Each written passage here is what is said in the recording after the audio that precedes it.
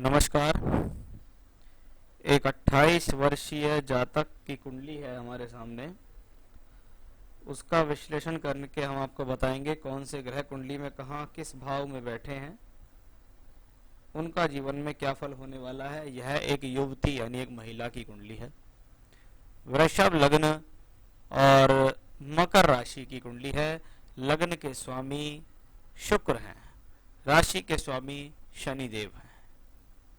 शनिदेव की राशि मकर राशि, 7.5 का दूसरा चरण चंद्रमा के ऊपर शनि का गोचर चल रहा है, जिसको हम कहते हैं कि जातक को 7.5 चल रही है।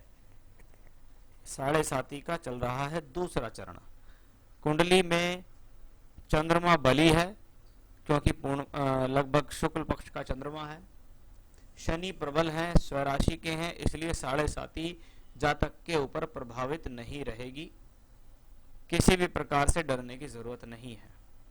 चंद्रमा तीसरे घर का मालिक होकर तीसरे घर को देखता है तो कहते हैं व्यक्ति के अंदर कुछ कलात्मक गुण भी हैं। व्यक्ति कुछ कार्य ऐसे जानता है जो जिनको घर में लोग बात करते हैं कि हाँ व्यक्ति क्रिएटिव है, अच्छा खाना बनाना, कुछ बुनाई करना, कुछ सिंगिंग है, डांसिंग है, कुछ क्रिएटिविटी है या कुछ अलग से काम को अंदर उसको आना भी ऐसे लोगों में देखा जाता है।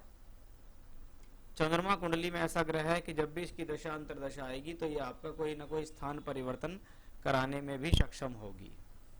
वृषभ लगन, शुक्र का लगन, स्थिर राशि का लगन है, स्वभाव में स्थिरता देता है। अकेला केतु जब इसमें बैठा हुआ हो तो ये स्वभाव के अंदर मजबूती देता है। राहु केतु जब किसी राशि में अकेले होते हैं तो इसको अच्छा माना जाता है, लेकिन जब केतु लगन में बैठा हो और उसको मंगल की 8वीं दृष्टि पड़ रही हो तो ये व्यक्ति को अचानक से क्रोध भी दे देता है कि अच्छा खासा शांत व्यक्ति, किसी से कुछ कहना नहीं, कोई परेशानी नहीं, लेकिन अगर गुस्सा आया तो बहुत तीव्र गति से वो गुस्सा जाता है। मेहनती होते हैं ऐसे लोग, अपने काम में लगे रहते हैं। उनको ये बात भली बात ही पता है कि जीवन में अगर जब तक मेहनत नहीं करेंगे तब तक कुछ हासिल नहीं होगा। तो वो स्थिति भी यहाँ इस कुंडली में बनती दिखाई दे रही है। आइए अब बात करते हैं सप्तम भाव में बैठे हुए राहु की। सप्तम भाव मंगल की राशि में बैठा हुआ ग्रह है, यानी राहु यहाँ मंगल के संबंधित फल देगा और मंगल कुंडली के 6ठे घर में।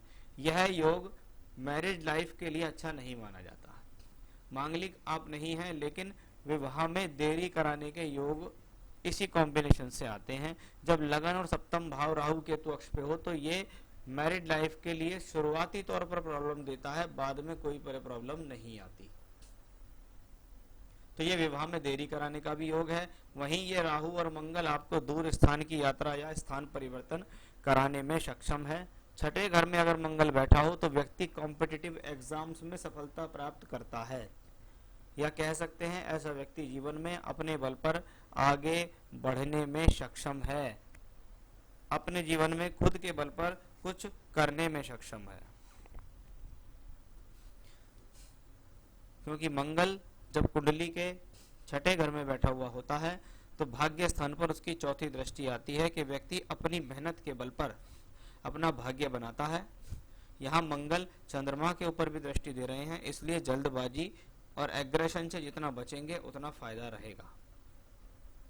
10th लॉर्ड इन 10th हाउस शनि, लेकिन शनि यहाँ 0 डिग्री का है, यानी ऐसा प्लेनेट कर्म बहुत ज्यादा कराएगा, ऐसा प्लेनेट एफर्ट्स बहुत ज्यादा कराएगा, तब कहीं जाकर आपको परिणाम देगा।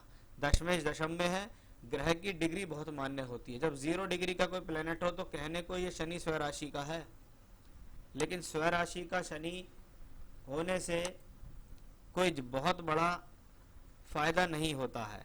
चलित कुंडली में शनि दशम भाव में फिर से स्वराशि में ही बैठे हुए हैं, लेकिन यहाँ शनि की 0 डिग्री है, इसलिए मैं इसको कोई बहुत बढ़िया प्लेनेट नहीं मानता हूँ। अच्छी बात यह है कि शनि की दशा अगर जीवन में आएगी तो वो दशा एफर्ट्स करा के प्रोग्रेसिव रहेगी, क्योंकि शनि नवमांश कुंडली में उच्च का हुआ है और दशमांश में ये स्वग्रही हुआ। इसका मतलब शनि की दशा में प्रोग्रेस स्लो होगी, कर्म स्लो होंगे, काम का रिजल्ट, कर्मों का रिजल्ट थोड़ा धीरे मिलेगा, लेकिन बाद में अच्छा होगा, प्रोग्रेसिव होगा और जो भी शुरुआत होगी जीवन की फिर वो मजबूती की तरफ जाएगी।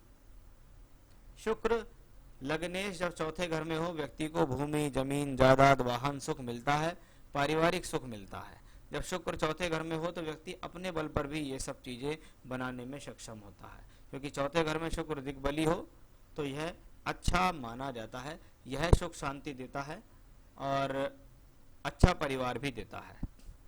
बात करते हैं पंचम भाव में बने त्रिग्रह योग की। सूर्य चौथे का मालिक पंचम में, चौथे घर में लग्नेश शुक्र शनि से दृष्टि, यानी फिर से ये एक कॉम्बिनेशन आपके जीवन में सुख सुविधाओं को दर्शाने वाला है, क्योंकि सूर्य चतुर्थेश होकर पंचम में है। व्यक्ति अपनी बुद्धि के द्वारा, अपने ज्ञान के द्वारा जीवन में बहुत कुछ हासिल करेगा। कहते हैं अच्छा पढ़ेगा लिखेगा, फिर अच्छी नौकरी प्राप्त करेगा और उस नौकरी से धन कमाकर जीवन में सुख सुविधा ले लेगा। तो सूर्य अपने आप में बेहतर है, चतुर्थेश पंचम में राजयोग होता है। बृहस्पति एकादश भाव को वापस दृष्टि देता है। इसको कहते हैं शिक्षा के द्वारा प्राप्ति का योग, शिक्षा के द्वारा सफलता का योग, क्योंकि साथ में शिक्षा के कारक बुध भी उच्च के होकर बैठे हैं। संतान प्राप्ति का सुख मिलेगा, बुद्धि का सुख मिलेगा, योजनाओं का सुख मिलेगा। अपने बल पर, अपनी ज्ञान के बल पर व्यक्ति जीवन में आगे बढ़ेगा, क्योंकि उच्च का बुध इंटेलिजेंसी के लिए अच्छा होता है, शिक्षा के लिए अच्छा होता है, उच्च शिक्षा कराने में सक्षम है, हायर एजुकेशन कराने में सक्षम है और जीवन में अच्छा फायदा देने वाला प्लेनेट होता है। तो ये कुल मिलाकर बहुत अच्छा और सुंदर योग आपकी कुंडली के पंचम भाव में बनता है, जहां से हम शिक्षा और संतान को देखते हैं। तो वह योग अपने आप में बेहतर हुआ। नवमांश कुंडली को मैरिड लाइफ के लिए देखा जाता है। बृहस्पति सप्तम भाव में है, सूर्य की राशि में, और सूर्य बृहस्पति का राशि परिवर्तन, शादी के बाद धन की स्थिति बढ़ेगी, वैवाहिक जीवन ठीक रहेगा। इनकी कुंडली के हिसाब से कोई बहुत बड़ी समस्या वैवाहिक जीवन के लिए नहीं दिखाई दे रही। तो वो इनकी लगन और नवांश दोनों से दिखाई दिया। प्रोफेशनल लाइफ भी स्ट्रांग है। वो कैसे है वो मैं अब आपको दशाओं पे बताता हूँ। राहु की दशा चल रही है और बच्चा सीए के फाइनल ईयर में है। सीए फाइनल ईयर का एग्जाम्स नहीं हो पा रहा है क्लियर। अगर वो एग्जाम क्लियर हो जाए तो जीवन में बहुत कुछ बढ़िया होगा। सबसे पहली बात, नवंबर 20 से नवंबर 23, नवंबर 2022 नवंबर 2023 दशा Rahu Venus. Rahu 7th house में, मंगल की राशि में, मंगल छठे घर में व्यक्ति संघर्ष कर रहा है। व्यक्ति कॉम्पिटिटिव एग्जाम के लिए संघर्ष कर रहा है। शुक्र लग्नेश होके चौथे घर में शनि से दृष्ट, यानी निश्चित ही राहु शुक्र की दशा में एग्जाम्स क्लियर होगा, कार्य क्षेत्र शुरू हो जाएगा, प्रोफेशनल लाइफ शुरू हो जाएगी, सोर्स ऑफ इनकम आनी शुरू हो जाएगी, क्योंकि दशमांश कुंडली में ये कॉम्बिनेशन क्लियर है। दशमांश इसलिए देख रहा हूं क्योंकि आपकी प्रोफेशनल लाइफ का सवाल है। वहां राहु 9th हाउस में, शुक्र की राशि में, शुक्र 10th हाउस में, शुक्र की अंतर्दशा, शुक्र 10th हाउस में मंगल के साथ। चिंता बिल्कुल नहीं करनी। नवंबर 2023 से पहले पहले एग्जाम भी क्लियर होगा, नौकरी भी लगेगी, पैसा भी कमाना शुरू हो जाएगा। बिल्कुल भी घबराने की जरूरत नहीं है। अपनी तैयारी को पूरी रूप से प्रोग्रेसिव रखें। 2022 आपके जीवन के लिए एक सुनहरा समय लेकर आ रहा है, तो बिल्कुल भी चिंता करने की जरूरत नहीं है। अपनी मेहनत को जोर शोर से करते रहिए, आपकी सफलता आगे इंतजार कर रही है। ये कुंडली एक बहुत अच्छी कुंडली है जो कि भविष्य में बहुत अच्छा योग, बहुत अच्छी कमाई के साधन बनाएगी। हो सकता है ऐसे लोगों को काम करते हुए विदेश जाने का भी मौका मिले। तो मैरिज लाइफ भी खराब नहीं रही। बात मैरिज की, राहु में वीनस, राहु वीनस तक शादी नहीं होगी, शादी होगी 2024 में जाके। मुझे लगता है पहले शिक्षा पूरी होगी, उसके बाद नौकरी सेट होगी और नौकरी सेट होने के बाद शादी होगी। तो 2024-2025 इस हॉरोस्कोप के लिए शादी का अच्छा समय होगा। उससे पहले घबराए नहीं। पढ़ने वाले बच्चे जो होते हैं, जो अच्छी एजुकेशन करते हैं, अपने बल पर जीवन में कुछ करते हैं, उनकी शादियां लेट ही होती हैं। चाहे किसी की भी शादी उठा के आप देख लो। डॉक्टर है, हायर एजुकेशन लेने वाला है, पीएचडी होल्डर है, एमडी है, एमएस है, एमटेक है, एमसीए है, ये जितने भी लोग होते हैं, प्रोफेसर हैं, लेक्चरर हैं, ये जितने भी लोग होते हैं, इनकी शादी सबकी 28 के बाद ही होती है।